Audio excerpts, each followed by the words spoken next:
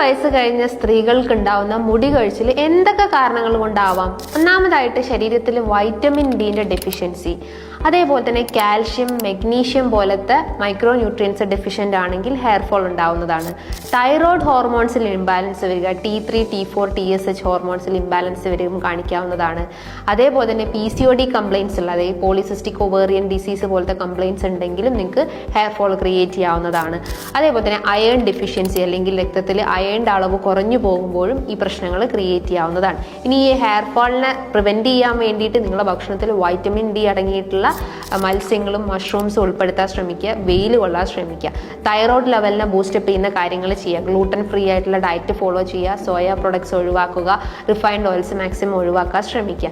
അത്യാവശ്യം ഇലക്കറികളും നട്ട്സും സീഡ്സും ഭക്ഷണത്തിൽ ഉൾപ്പെടുത്തി കഴിഞ്ഞാൽ തന്നെ ഹെയർ ഫോളിക്കിൾസിൻ്റെ ആ ഒരു ഗ്രോത്ത് നമുക്ക് ഇംപ്രൂവ് ചെയ്യാൻ പറ്റുന്നതാണ്. അതോടൊപ്പം തന്നെ ഡാൻഡ്രഫ്, ഹെയർ ഫോൾ ഇഷ്യൂസ് ഒക്കെ പ്രിവെൻറ്റ് ചെയ്യാൻ പറ്റുന്നതാണ്.